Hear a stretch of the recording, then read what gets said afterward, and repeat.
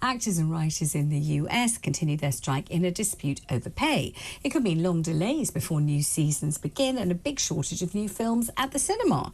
Now Meghan Markle's come under fire for her silence on the issue, because she used to be a big member of the union and said she missed her union membership very much indeed. Joining me now to discuss this, US showbiz correspondent and royal expert Kinsey Schofield. Hi Kinsey, good to have you on the programme.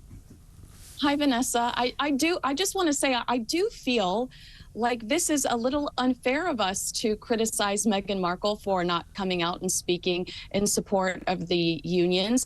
I think it really could jeopardize her relationship with Netflix. And at this point in time, it's crucial that she maintains that relationship after Spotify dropped her. So I see this headline and I was a little disappointed because I don't think that it's fair that we go in on her over this. Why could it jeopardize her relationship with Netflix?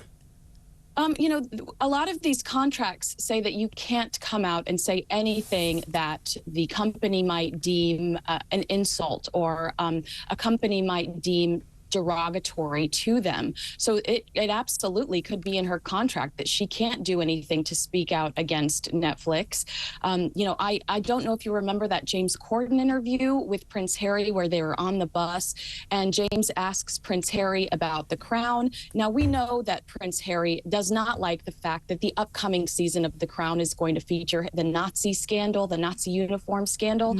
But Prince Harry gleefully says, "Oh no, it's just scripted. It's fine. I understand it's just scripted."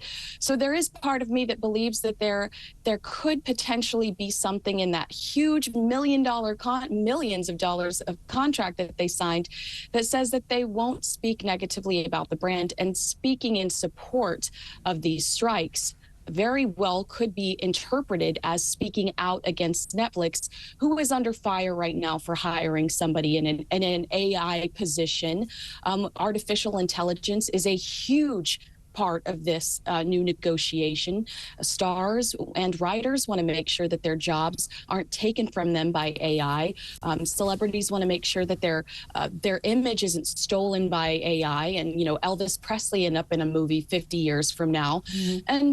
And I think that this could be I think we're maybe reaching on this one. Tell me a little bit about the worry about AI. I mean, is it the sort of thing that, for example, you take somebody, you film them for a couple of seconds and then you replicate it using AI, so they feature again and again in a movie, but they were paid a very small amount of money for a very short appearance, and yet that appearance never ends. Is that the crucial worry?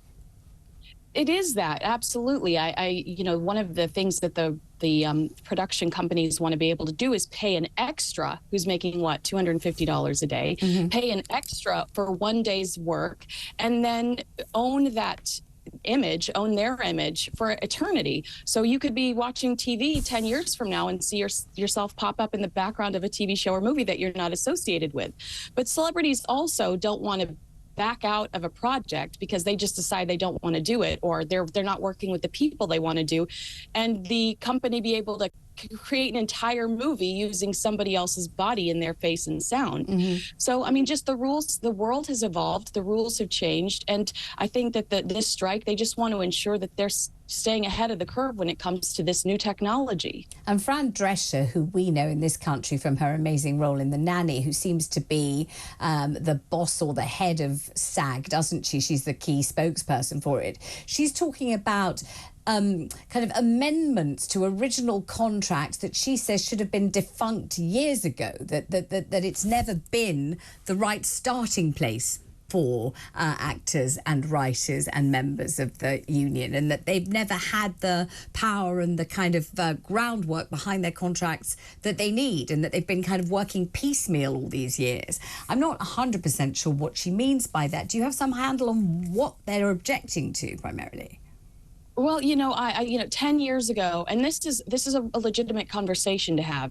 If you and I sold a purse 10 years ago, should we be continued to get commission off of the purse because now this woman is dedicated to Louis Vuitton because we were so good at selling her a purse 10 years ago.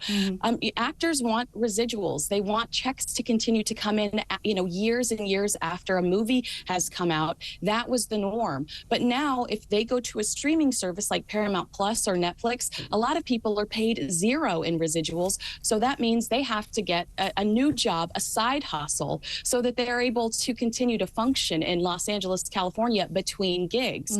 Now, they're saying, you need to pay us more. We need to be paid for streaming. I think that that's one of the biggest issues that Fran has addressed.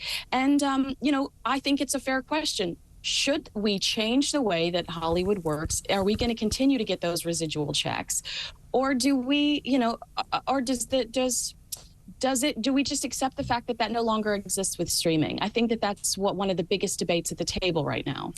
Let me ask you about Meghan and Harry, the Sussexes in the United States of America, because a lot is said in this country about how we, the British public, feel about the Sussexes. And I think it's pretty fair to say, not universally, certainly not by everybody, but by many British people, they are judged quite harshly. They are felt to be, let's say, whingers. They're always moaning. They're one-trick ponies. They keep saying the same thing again and again and again. It doesn't seem to go anywhere much. We've had Harry in court. We've had Harry not able to pursue quite a lot of his claims, particularly against the Sun newspaper. Lots of things that people, I think, are disenchanted with. The glamour and the allure and the star quality does seem to have worn off for many people, not everybody, but for many people in this country. And we're always fascinated to know how they're regarded now in the United States, what kind of reception they get, what kind of reverence, if anything, they get there. Specifically when it comes to this strike, a part of me does wonder if you don't see Meghan out on the picket line, because what a brilliant opportunity Harry and Meghan were given, and millions of dollars. And these writers and actors are literally saying, we can't pay our rent, we can't eat. And then here are Harry and Meghan given millions of dollars. We saw what happened to Spotify, and very little has come of the Netflix deal. So I'm sure that there is some resentment there from the entertainment world. There is support for Harry and Meghan here. I can't deny that. You just saw that recent poll that came out that said Prince Harry was more popular than Prince William. But the tides have turned, and people do feel like they're entitled and that they are perpetual complainers. And they certainly don't have the support that they did a year ago or 2 years ago. There is a lack of trust when it comes to the pair, specifically with that car chase.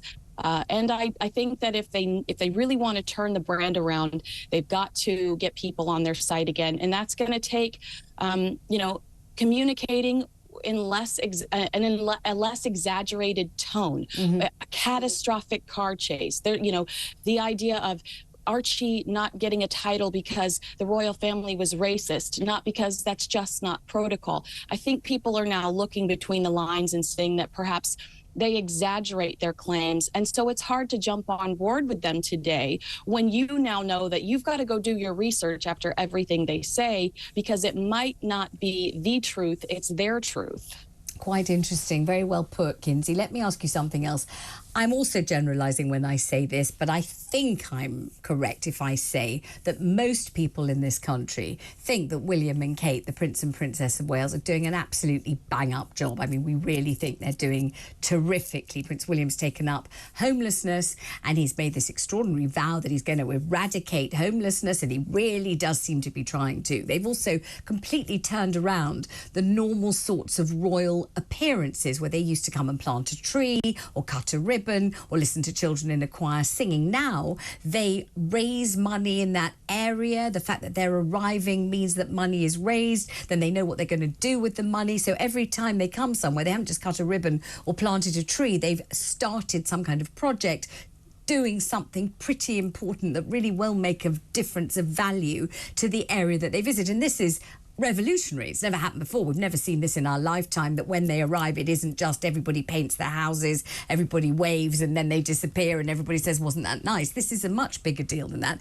And it seems to be their own idea. I mean, they may have teams coming up with this stuff, but they really do seem to be living it and really embodying it. And they also seem to be very self-effacing, nice people. You know, they're nice, they smile, they're friendly, they look pleased to be there, the children are lovely, they're introducing the children more and more, but they're doing it through sporting fixtures, so you can see the children genuinely having a lovely time at Wimbledon, for example, smiling, friendly, happy.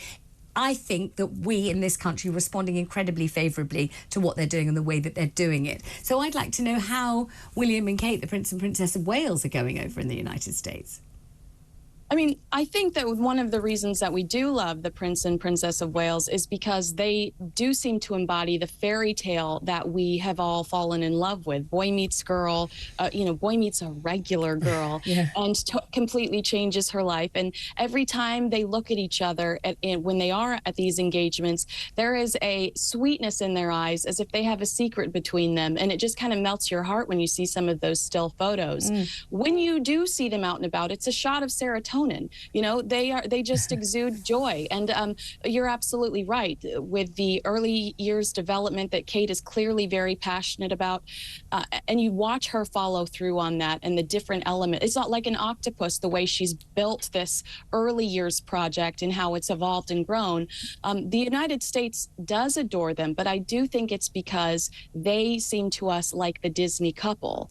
And Harry and Meghan come over here and they were the Disney couple, but they're like, oh, look at all these cracks. Look, this is all a facade. And it kind of breaks our heart a little bit. So I do appreciate the fact that the Prince and Princess of Wales, exist in that space that allows us to believe that the fairy tale is real. Okay, final question. King Charles and Queen Camilla, you know, it was her birthday last week and they celebrated very sweetly, and there was reading of poetry and there was, lots of presents of grandchildren. And I'm just wondering whether the American public take the King and Queen to their hearts. I absolutely think that we are intrigued by the King and Queen, but there is something that's so shiny about the youth of Prince William and the Princess of Wales. We definitely are intrigued by the King and Queen, but I think that the headlines are bigger and bolder when we see the Princess and Princess of Wales stateside. Maybe the pictures are a little prettier too. Listen, it's lovely to talk to you, Kinsey. Thank you very much indeed for joining me on the show. Pleasure to have you on board.